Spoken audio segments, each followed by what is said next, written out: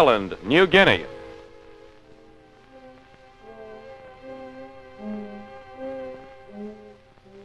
A Jap single-seater fighter crashed in a dry flood bed on the north shore of Long Island, which is off the New Guinea coast approximately halfway between Mae Dang and Finschhafen. A party made up of an air technical inspector, Navy personnel, and a cameraman of the 5th Combat Camera Unit were flown to the scene in a PBY of the 52nd Patrol Squadron. The Jap crashed approximately 500 yards from shore. The motor was thrown clear of the plane by the crash. It appears to be a Nakajima Sakai 21, a twin-row radial engine which develops 1,020 horsepower at 2,250 RPM at sea level. While the plane was not identified in the field, the appearance of the tail surfaces, fuselage, the wing, and the armament carried indicate that it is probably an Oscar, more frequently found in the China-Burma-India theater. All nameplates and identifying tags were removed. The plane was armed with two 12.7 millimeter machine guns mounted in the fuselage and firing through the propeller arc.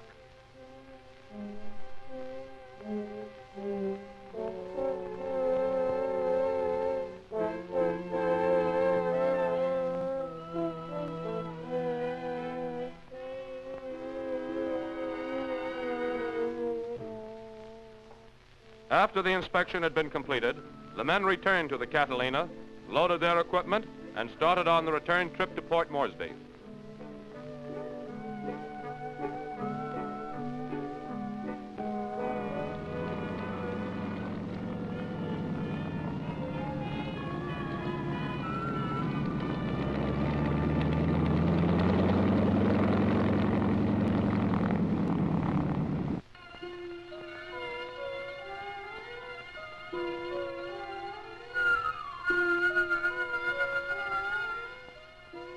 Fiji infantry patrols operate far behind the Japanese lines on Bougainville Island.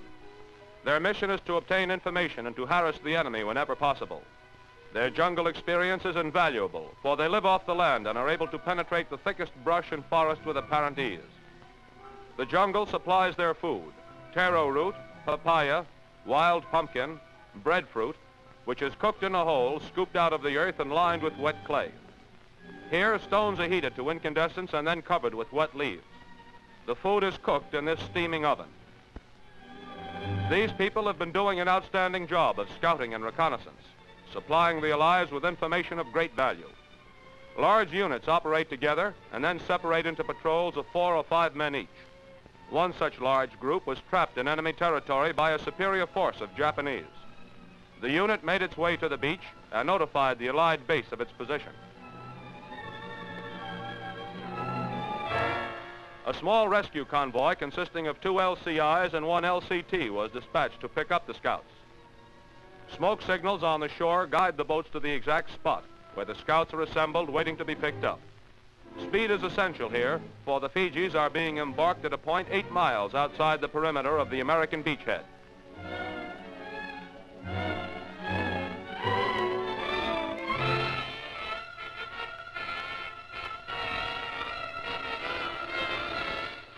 The boats are run into the shore, the ramps are lowered, and the natives hurry to get aboard. Some have been wounded in their encounter with the enemy, and some are sick, but they bring their equipment with them as they come up the ramp.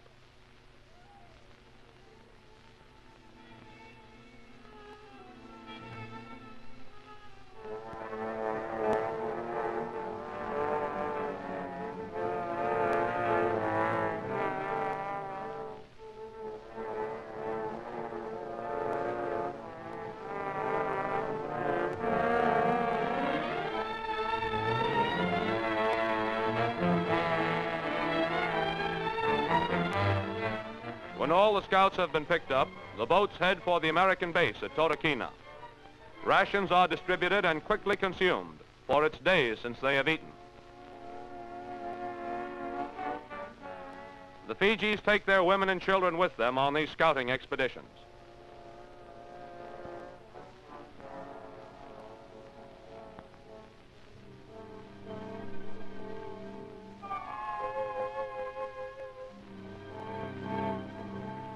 Rescued and fed, they relax and rejoice.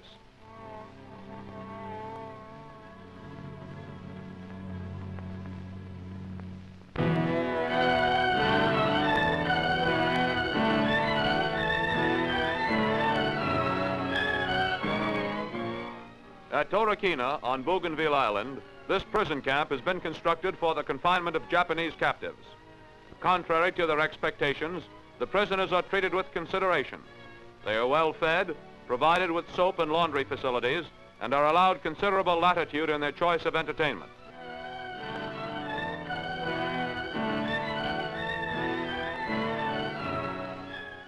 This homemade banjo, improvised from a mess kit, communication wire, wood and nails, was a constant source of amusement. The prisoners are examined for wounds, cuts, and diseases, and are treated by the medical detachment at Corsica.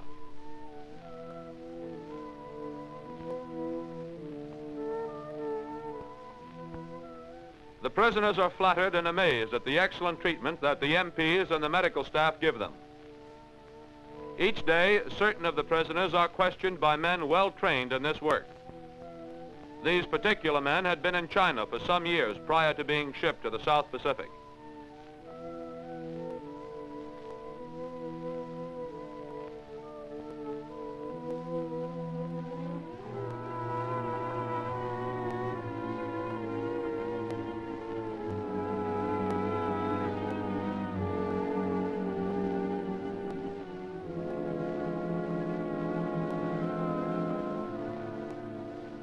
Sergeant, there are specific questions I would like to ask some of these prisoners. I wish you would interpret them for me in turn. Yes, sir. The prisoners are questioned in groups and individually under the supervision of an intelligence officer assisted by an American-born Japanese. How long have you been on this island? 冒頭に何ヶ月いるんですか？冒頭には今1年ちょっとですな。A little over a year. How is the condition of supplies of the Japanese forces at the present time? 君たちの食用やその他食べ物ですね。はい。その状況はどうですか？今のところはもう非常に困ってるですわな。Very scarce, sir. Would that be one of the reasons why you decided to come over to our side? Give yourself up. 食べ物があまりないから捕虜になる気になったんですか？いや、そうじゃないんです。自分は。それはどうですか？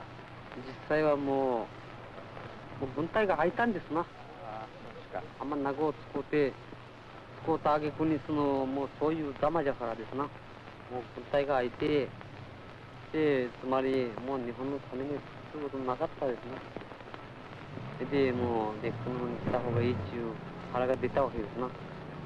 どうせ働くなら飯も食わしてくれるような国でも働きたいっていう気が大きくくるわけですな。He got tired of the Japanese army life. If he's going to be fed, might as well go to a unit where he'll get work and fed well.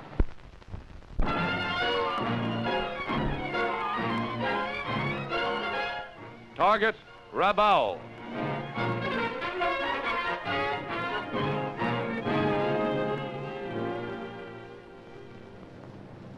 B-24s of the 307th Bomb Group attacked the Rabaul airdrome at Rabaul from an altitude of 18,000 feet. There was no zero interception and very little ack-ack.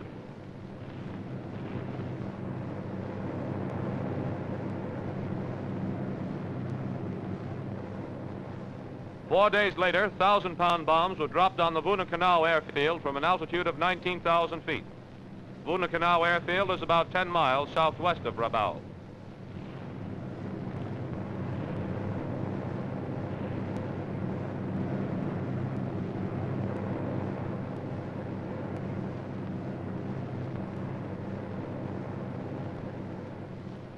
Three days later, B-24s of the 307th Bomb Group again attacked Rabaul airfield. En route to the target, the formations passed over the city of Rabaul.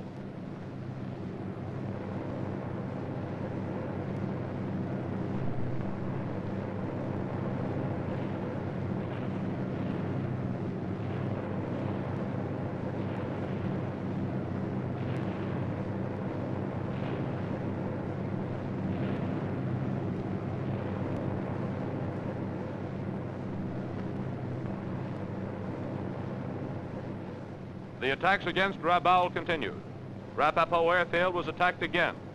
On this mission, Rabaul, 15 miles southeast of Rabaul, was the secondary target, since the primary objective was closed in.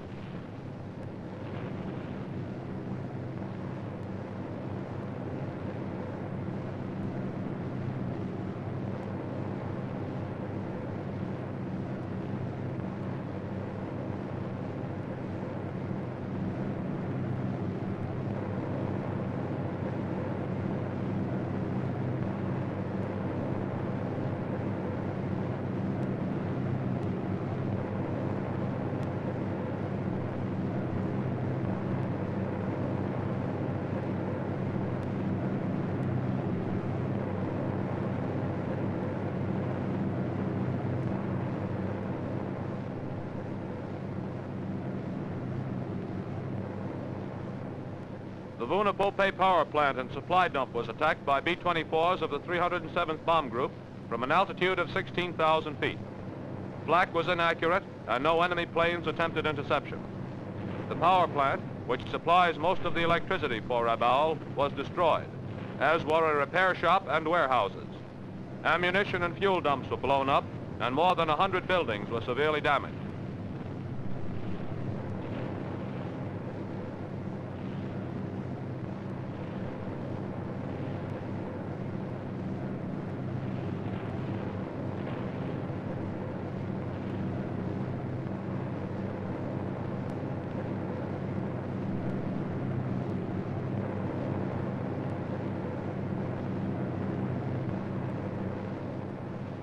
The target on this mission was the Jap administration buildings and radio stations in the city of Rabaul.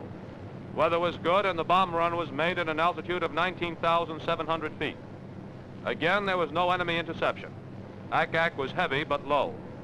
4 large fires were started in the city and shipping in the harbor was hit.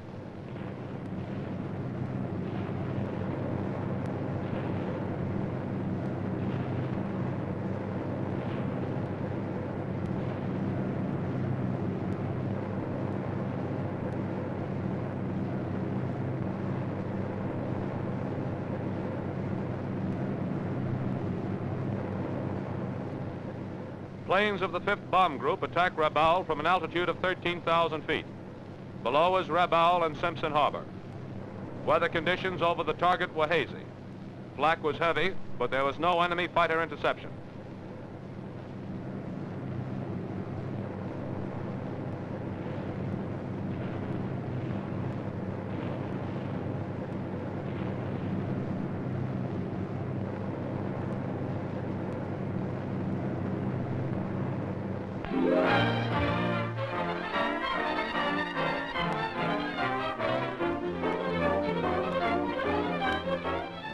Improvisation in the field helps the men of the 10th Air Force solve some maintenance problems. The vertical harmonizing bolts originally installed on the guns of these P-51s would work loose during combat firing, and as a result, accuracy would be destroyed. Even on the 1,000-inch range, a loose harmonizing bolt might throw the bullets 18 inches off the target. To lock the harmonizing bolts in position, a metal plate was devised about 1 inch wide and 2.5 inches long. The center was bored out to fit between the upper and lower harmonizing bolts. The plate, or safety lock, is tightened between the 2 bolts and then tied down to the gun braces. The bolts are thus secured, and the harmonization of the guns is retained in spite of vibration.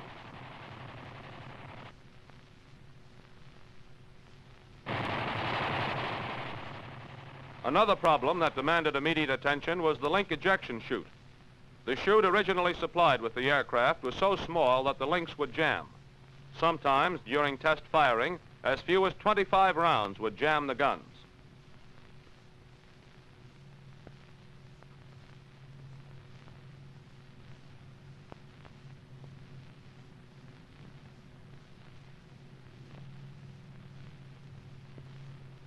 This is the original small chute, with some links still jammed in the narrow passage.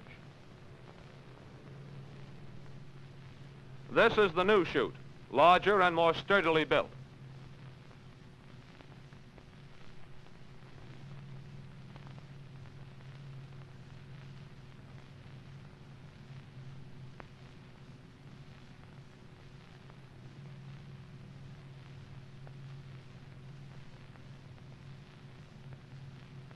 It's installed in the wing and may be removed when necessary.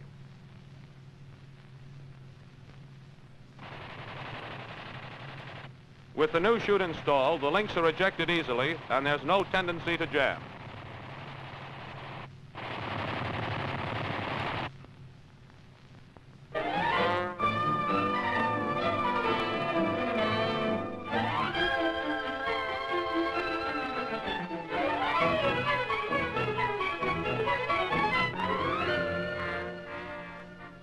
The 15th Air Force operates 3 reclamation and salvage yards. The sheepherder, a grounded B-25 that can no longer be economically repaired, is brought to the yard at Bari, Italy, aboard a mobile float for final disassembly. Here, every part of the airplane, from wing sections down to the smallest nut and bolt, will be thoroughly inspected, and those items that are satisfactory for further use will be segregated for reissue, while the rest will be consigned to the scrap pile. As soon as each section of a grounded airplane is removed from the float, the yard personnel start the stripping process. Plexiglass, controls, instruments, fittings, mountings, accessories, nuts and bolts, everything that can possibly be used again is removed to conserve vital materials, to save man-hours of labor, and to speed repair. Although this veteran of 21 missions is no longer suitable for aerial combat, it still may furnish urgently needed replacement parts for other aircraft.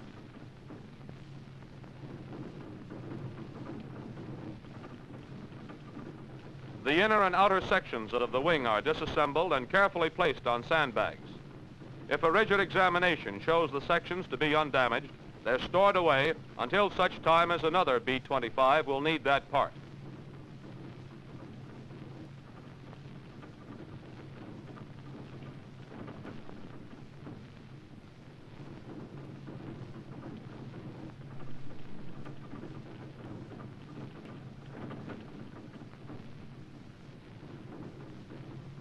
This P-38 tail boom was from a fighter grounded because of damage caused by a belly landing. The booms are removed and stored for future use. Dents, bullet holes, and other minor damage will be repaired before these parts are reinstalled on another fighter. All other valuable articles will also be removed. A portable yard crane removes the fuselage and tail section of a B-17 that was cut from the forward section. The rudder has already been removed and installed on another fort. The fittings at the waist gunner's position are cut away, and later the window fittings are removed from the after end of the fuselage. Undamaged skin is saved to be used to patch flak and bullet holes. Instruments are one of the most valuable of all reclaimed parts. These instruments, taken from all types of aircraft, are thoroughly checked and then tagged for reissue.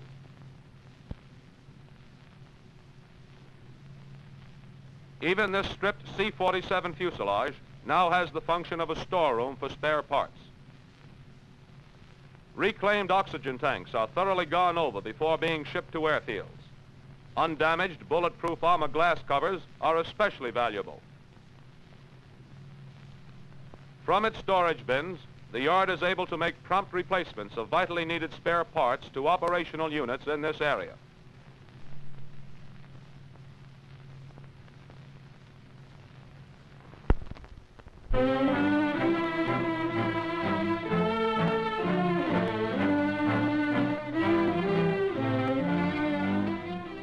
We were bombing a railroad junction north of the beachhead at 21,000 feet. After making a successful bomb run, we were hit by enemy flak. I turned and saw gas pouring from the bomb bay. I immediately notified the crew to stand by to bail out. Go ahead with your story, Stan. After making sure that all crew members were out of the ship, I then set up the automatic pilot to prevent the ship from landing in enemy territory. We then blew up the radar equipment, and the pilot and I jumped. We were so close together on the way down that we were talking to each other. Well, let's hear about that shoot, Joe. Well, I was the last enlisted man to leave the ship, and upon leaving the ship, I didn't wait for the customary 10 seconds before I pulled the cord. I pulled it, and the ripcord came off in my hand, and I waited for it to open. It seemed like ages, and then I started getting alarmed. I must have dropped at least a couple of thousand feet before I decided it must have been something wrong with the chute. So I ripped it open, just poured the slick right out, and it just opened, and I just floated down like a bird. And when I saw that American Jeep down there with the star, I was sure happy. I knew I was in friendly territory, and I knew I would get back to my line safe.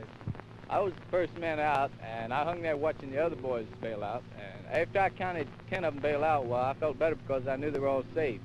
After the last 2 bailed out, the ship circled on around over Jerry's line back down Flak Alley again. And I think it drew more flak that time than it did the time we went over. And then the ship headed back out to sea, and I don't know whether the Germans shot it down or whether it just came down under its own power.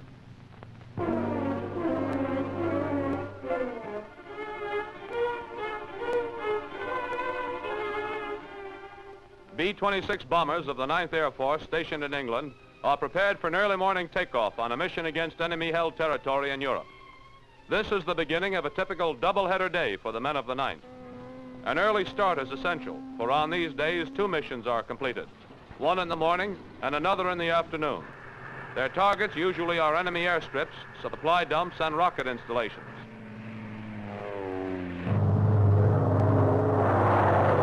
As soon as they are airborne, the Marauders head for their rendezvous point. Once it has been made, radio silence is maintained, and the operator takes his place at the waist guns.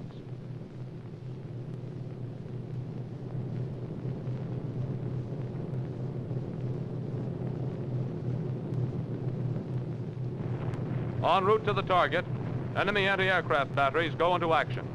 Although the flak barrage is usually heavy and intense, the B-26s have never been turned from their target because of it. Evasive action is taken every 10 to 20 seconds, but the cost of the objective is maintained.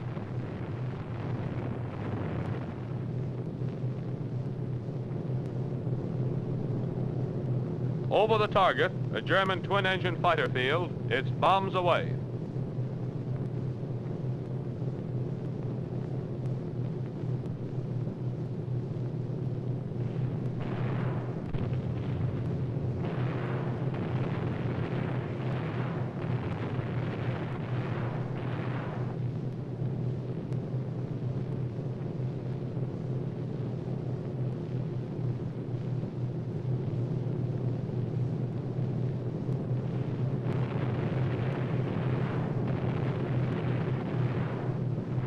With bomb bays empty and noses down, the Marauders head for home fast, meaning plenty of flak on the way back. This 26 makes the trip home on 1 engine.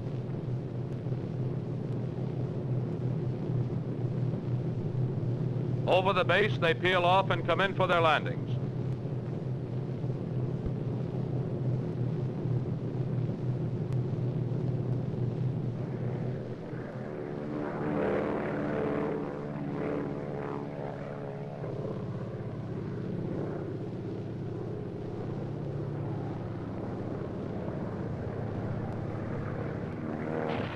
This Marauder had its hydraulic system shot out. The nose wheel was locked down and the main landing gear was locked in the retracted position. The pilot, 19 years old, the youngest on the field, brought her in for an almost perfect landing. The damage was quickly repaired, and within 24 hours the plane was back in the air. As soon as the planes land, they're lined up for servicing. Parked close together to speed up the job, the planes are ready for action within 45 minutes.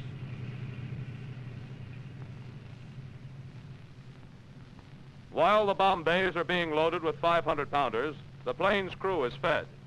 With only 45 minutes for lunch, the men don't stray very far. The planes are refueled, rearmed, the crew fed and ready for takeoff on the next mission within 3/4 of an hour.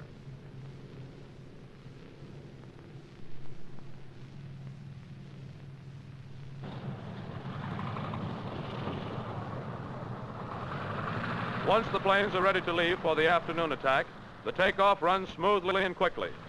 The Marauders run down the strip at intervals of 15 seconds and head for the rendezvous point over England before starting across the channel.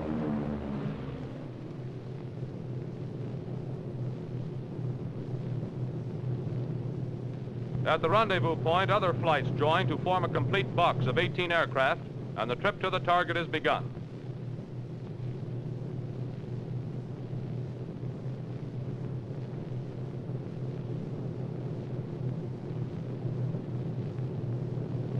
As the formation approaches the enemy territory, the men adjust their flak suits and put on their helmets for protection against shrapnel and splinters. Crossing the coastline, the Nazi anti-aircraft batteries, some 10,000 to 12,000 feet below, open fire, but the formation holds its course to the target.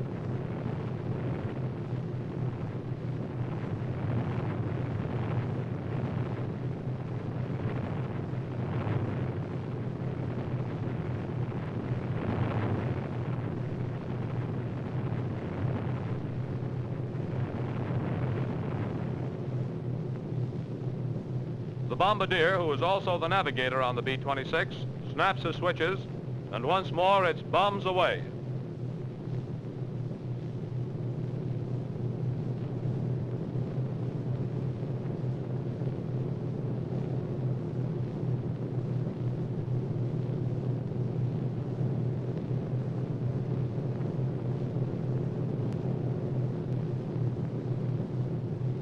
The target on this mission was another twin-engine fighter airfield in Holland, only a few miles from the German border.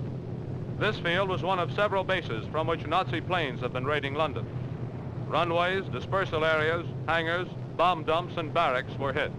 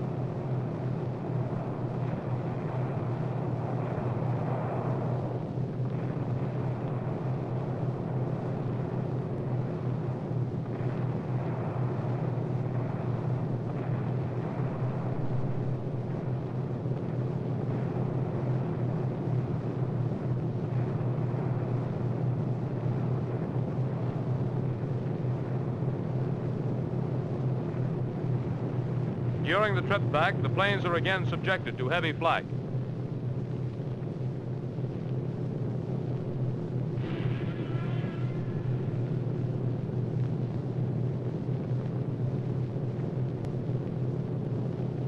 Two Typhoon fighters come alongside to guard any damaged planes on the way home.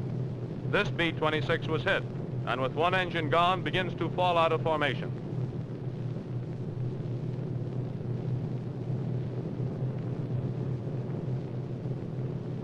England and the home field looked mighty good to the men after completing a double-header day over Nazi-occupied Europe.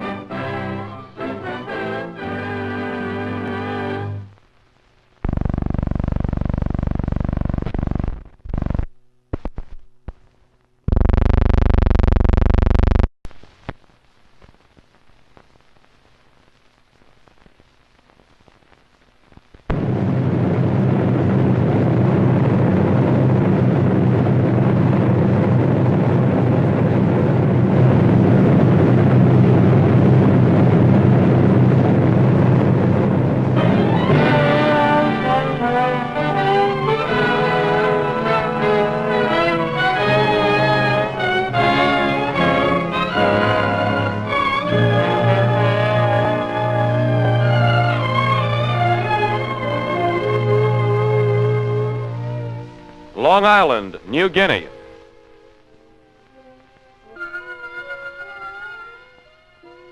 Fiji infantry patrols operate far behind the Japanese lines on Bougainville Island. Their mission is to obtain information and to harass the enemy whenever possible. Their jungle experience is invaluable, for they live off the land and are able to penetrate the thickest brush and forest with apparent ease. The jungle supplies their food: taro root, papaya, wild pumpkin, breadfruit, which is cooked in a hole, scooped out of the earth and lined with wet clay. Here, stones are heated to incandescence and then covered with wet leaves. The food is cooked in this steaming oven. These people have been doing an outstanding job of scouting and reconnaissance, supplying the allotment.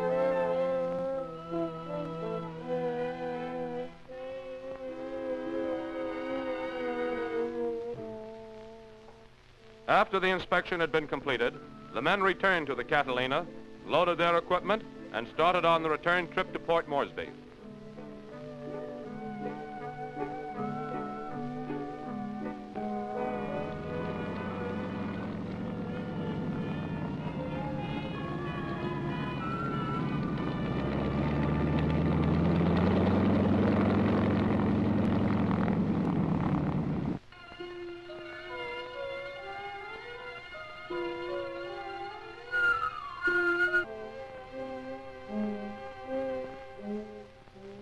A Jap single-seater fighter crashed in a dry flood bed on the north shore of Long Island, which is off the New Guinea coast approximately halfway between Maydang and Finschhafen. A party made up of an air technical inspector, Navy personnel, and a cameraman of the 5th Combat Camera Unit were flown to the scene in a PBY of the 52nd Patrol Squadron. The Jap crashed approximately 500 yards from shore.